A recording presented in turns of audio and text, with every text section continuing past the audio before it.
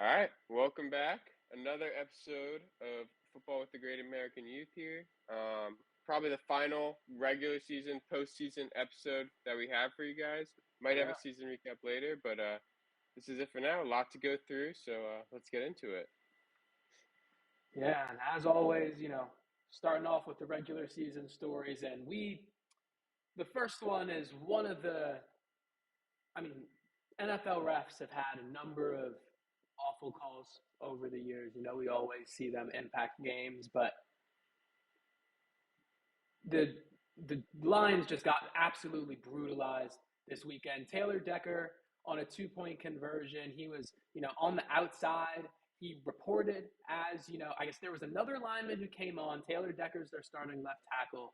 He reported as an eligible receiver, but I guess didn't get acknowledged by the ref or something. Scored. A Something penalty weird is happened. called. The Lions end up losing the game. And I don't know. I mean, what's your take on this? How do you feel? There's a clear image there. I just don't know what else you could be possibly trying to tell the ref there. I don't know if the ref just what happened on the ref side because the ref went to go tell the defense. The ref went to go tell the defense that he reported. But they apparently it was the other tackle that reported that they thought. But it was just weird all around. Lions aren't too happy, and I don't blame them because the NFL kind of messed up on this. I don't know. I think Lions should have won this game, Yeah, but and for a line team that's done so well this season, it's they're still making the playoffs, they're still winning their division, but definitely just slowing their momentum a little bit with something that really should have ended up winning them the game. yeah, just all either way though, that was a crazy game. Dan Campbell kept going for two there. Wild. One of the craziest coaches I in the know NFL, third I think time. it's fair to say.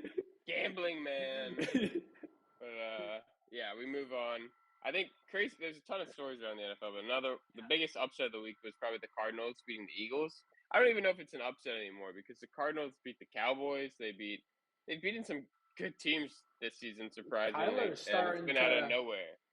Yeah, Kyler's cooking now too. James Conner looked great. The whole team kind of looked good. And I mean, the Eagles have been shaky the last few weeks, but they really fell apart here. So not they kind of choked the division away here with this loss. Cowboys are going to win it, keeping that NFC East division. No team going back to back.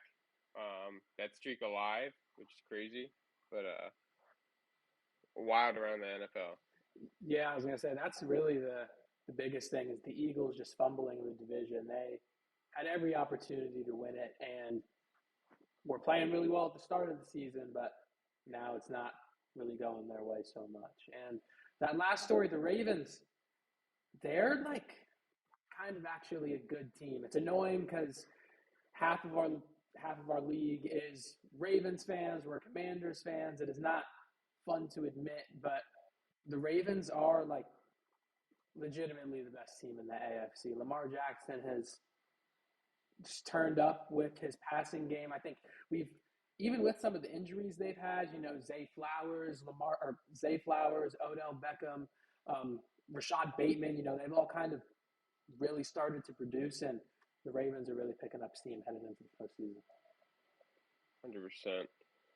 And they're a scary team, and they could be one of the top contenders in the whole NFL. But At this point, yeah. they have to get through the AFC, I think, to prove that.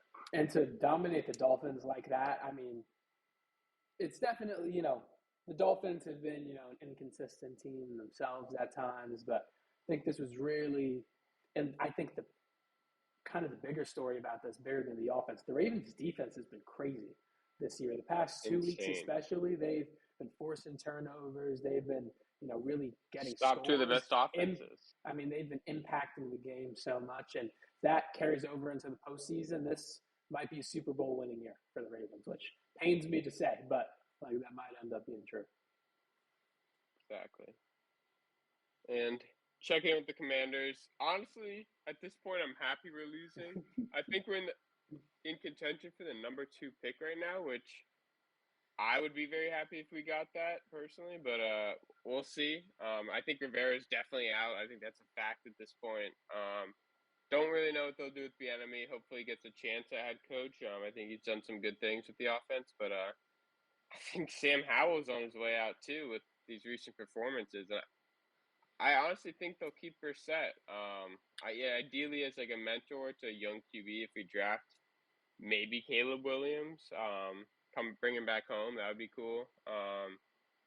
Otherwise, maybe Drake May. I think we have to go QB. I don't. I don't necessarily know what they'll do. I don't mind trading back either. But what's your take on that?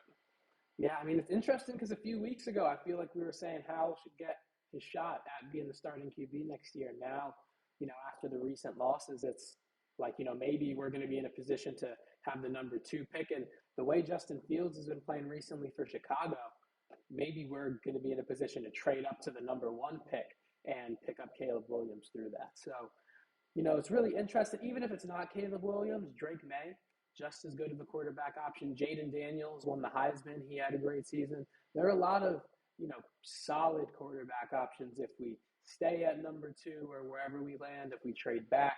There's, I think, definitely going to be a QB who's drafted in the first round next year. And, it's unfortunate for Sam Howell, but I think we're going to see a new coaching staff. I think we're going to see a new QB with that. And, hopefully next year, whatever this rebuild looks like is going to end up being more optimistic for this season as well. Completely agree. We'll have to trust the process with Josh Harris. Supposedly. We'll see how that goes. Yeah, getting into the playoffs. It was the semifinals last week.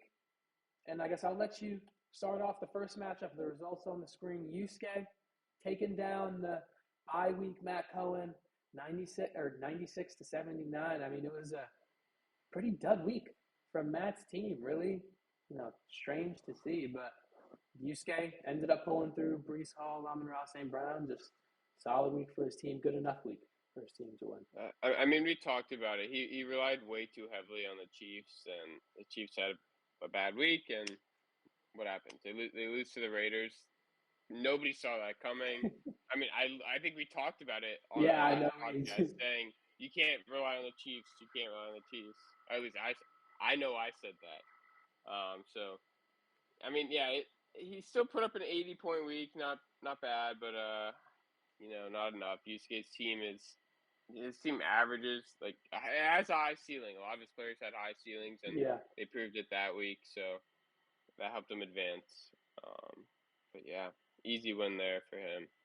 And then, unfortunately, in the pod clash, for me, on my side, I took the L. But we do have a member in the final. Anthony made it. Do you want to talk about the matchup? Because it hurts me to talk about. It was just, it wasn't really a great week for my team either. But I think it really just came down to Courtland Sutton.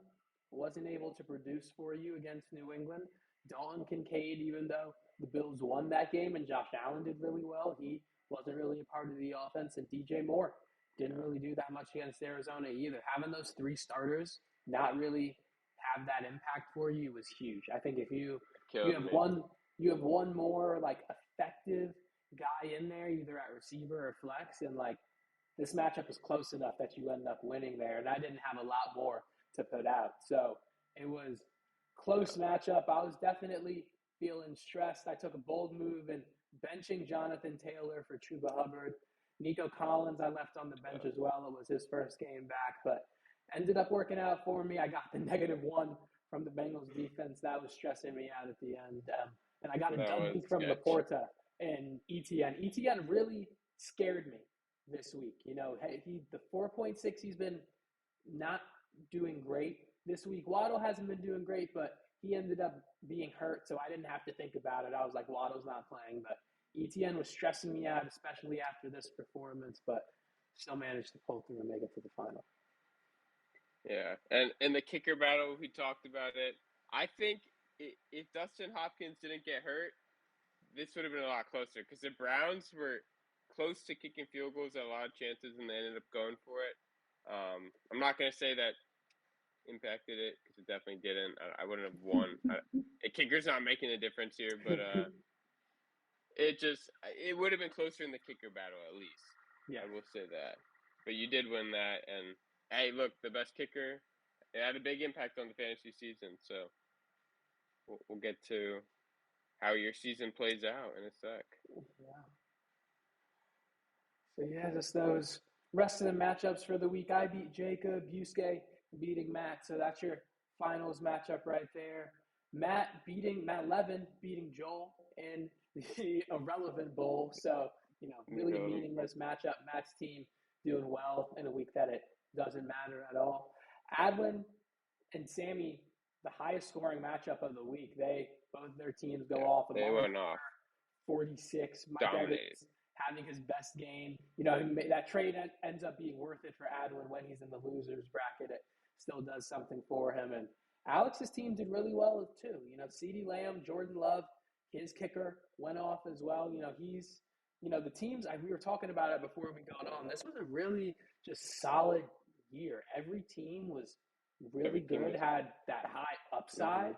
It was just some teams dealt with injury, some managers, just made, poor decisions and week to week. And that just kind of changes year to year. That's just a luck thing. Exactly. And it was a tough season. Yeah, no, it was just a tough season. And, I think you said it was only like 2 teams that were above 500 at the end of the year. Or 3 Fraudulent teams. Joel, too. Yeah, it was like just Joel, Cohen, and you. So it was, really tight year between Joel everyone. picked up fraudulent wins. So I know, and Joel only got it off fraud. So really only 2 teams above 500, and it was just a crazy year, but a competitive year, top to bottom from everyone. Definitely. Yeah, and unfortunately, I was in Cancun watching this all unfold, and I really ended up in Cancun in the fantasy football season after that week. So I had to send a picture to the group chat. Had to show them there. Felt like the right thing to do, but yeah, this is the new eliminated graphic. We'll see who the final member is joining us very shortly. So yeah, we had to, that was last week, or that was 2 weeks ago. Fast forward to last week, fantasy football finals. And, I'm very happy to announce to the world that for the second time in 3 years, I'm the Football with the Great American Youth Fantasy Champion. Last year, I was 10th place. This year, we beat Yusuke.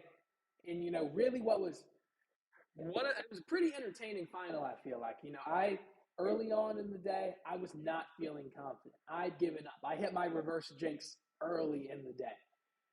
Breece Hall had a really good game early in the week. Amon-Ra St. Brown, Puka, Isaiah Likely dropped 2 touchdowns. I was like, this is over. I'm not going to have a chance. But Kieran Williams, 3 touchdowns. ETN, another 2 touchdowns. Laporta, in the fourth quarter, in the last drive of their game against Dallas, is really when he started up. Exactly, when he heated up for me. Jaden Reed was, I had him on my bench. I was like, there's no way I start Jaden Reed. It all comes down to Justin Jefferson. So I'm down early in the day. 7. I pull it back. I was down 7. Jonathan Taylor picks up a touchdown. He has a good game. I'm feeling good. Aubrey gets some field goals, 11 points for me. Comes down to Justin Jefferson. And the Vikings had an abysmal game. But in the fourth quarter, Justin Jefferson manages to pull through.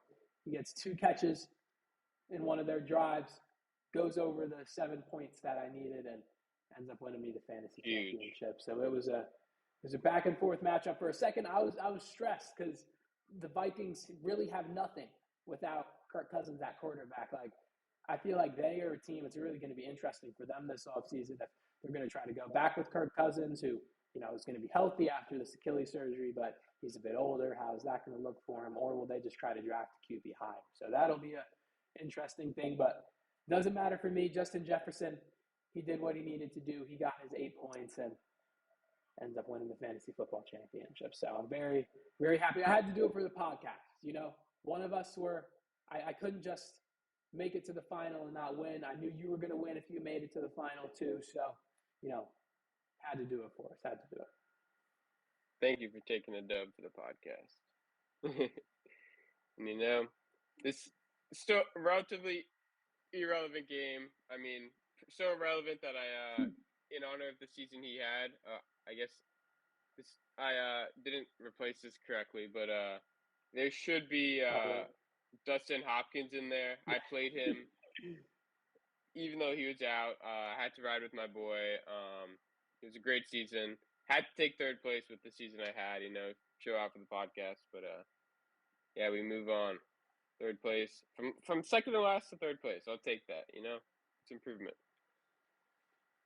And yeah, here we go with all the final scores. So yeah, important to note the both of us. We went from bottom two last year to two of the top three. Like if you ever wanted to see a success story in a podcast, if you ever need proof of, look, we've put it out here for you. We've said it. We've marked it out. If Jacob and I were on opposite sides of the bracket, we would have ended up making the finals. That's just what it would have ended up happening.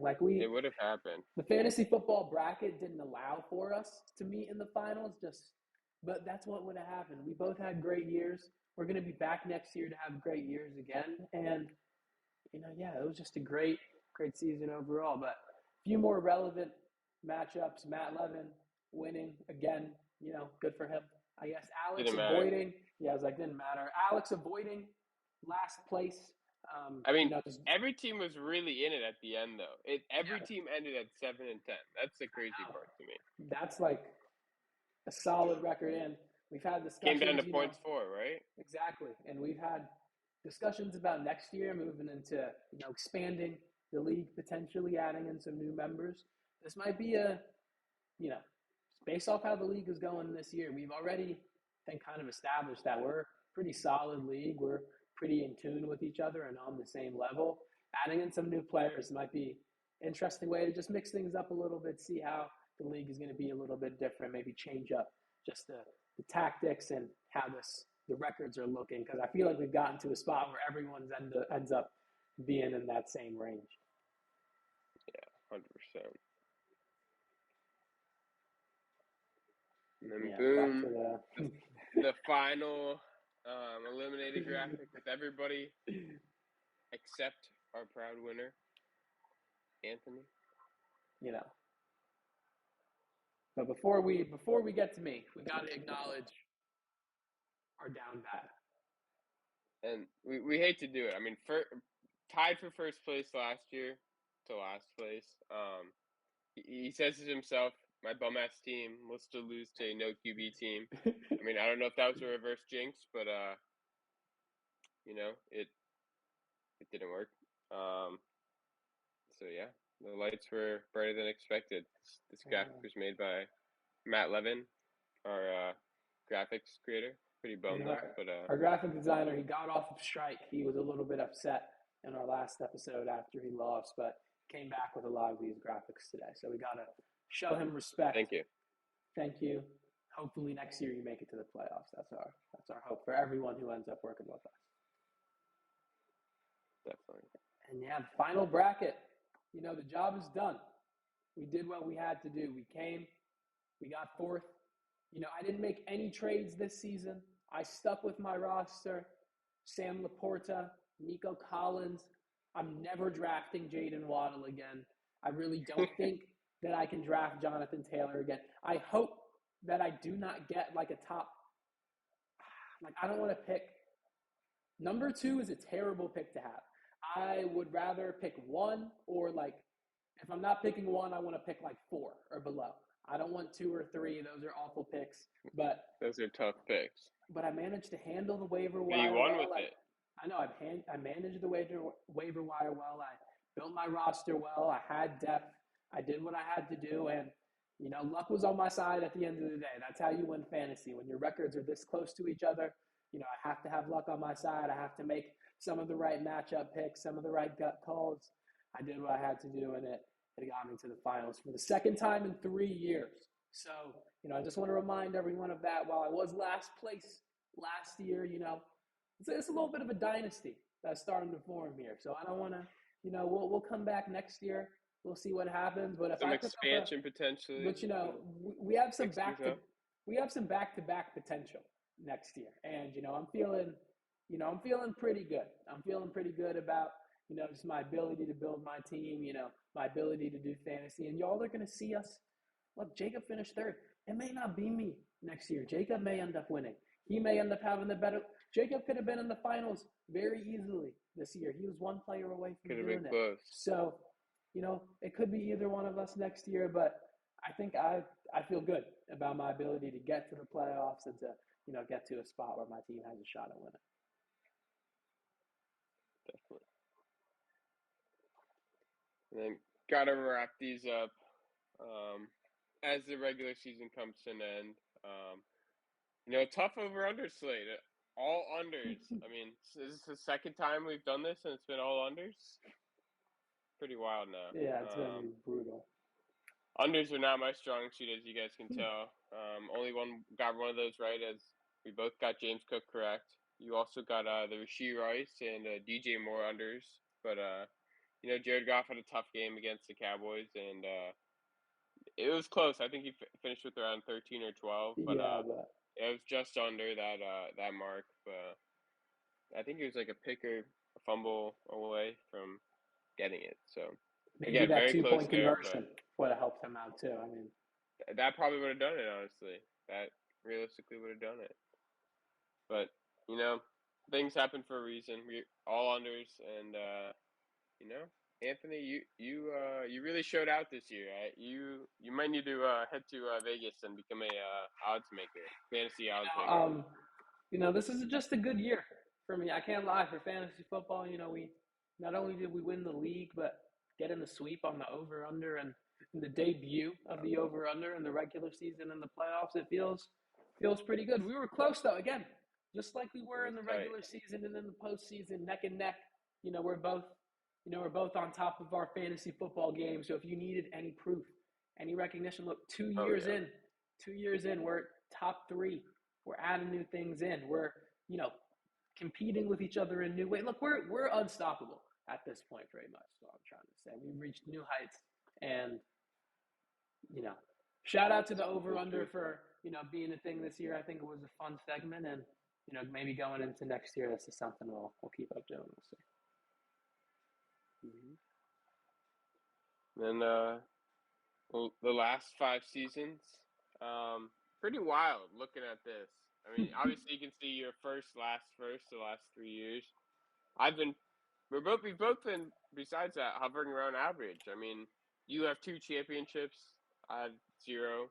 But look at those all-time records. Yeah. 33 and 35. We have the exact same all-time record. I haven't been to a championship game. You've been to 1 through the last 3. I guess you have the playoff recipe, man. You know what to do. You're the GM, lead GM. Yeah, I don't know. It's something about once you get to the playoffs. I don't know. It's something about what I'm doing there. But I do think this is pretty funny that we've had the same record for the past 5 years in the league. But again, both of us on average are making the playoffs in our league. Top 6 teams. We're not, and especially this season, we're picking it up. So I think it's going to be. We have ups in our trends right now, and we're looking for more increases next year. We're looking to stay at the same place. So I guess I can't go more than winning the league, but we're looking for a dynasty. You can boost these averages. Just keep boosting them. We're looking for an A&J dynasty in this league. That's really what we're looking for. We can go back and forth. And again, and this might be the last time we see this. I know the league's been going on for a while, but again, with the expansion, we might be adding in some new league members, creating a new league. So things might look a little bit different this year. So for this iteration of the league, it's cool to see. We finished with the same record. We're at the same place. And, I guess I got the 2 championships out of it, but we're doing the same thing. And, thank you for a great season. I mean, thanks for listening. When we win, you guys win. Keep watching. I think we helped Matt Levin make the playoffs. He was a loyal listener. I know he made the playoffs in his fantasy league, aka ours. And I picked this photo for this last slide. That's kind of how I felt. I mean, not that I made it to the championship game, but watching you kind of go win it all. Um, Congrats again on a great season. And Thank you. first and third, pretty good for both of us. Happy to win the most points for. Exactly. You go. It's something. It's not last. It's not second to last. We improved heavily from last year, so another next season we've got to be good. Like I don't know why you wouldn't listen to us after this. Exactly. I think expectations are high for next year, but we've proven what we've had to do. So this is it for You're the fantasy. receipts. Yeah, exactly. And we have the receipts. We prove. Not only do we have we when we were doing bad, we put it out there for you. Kept When it we're doing good, we put it out there for you, and we're going to keep doing good because this is what we do. It's just what we do. That's what it is. 100%. But Thanks for watching. yeah.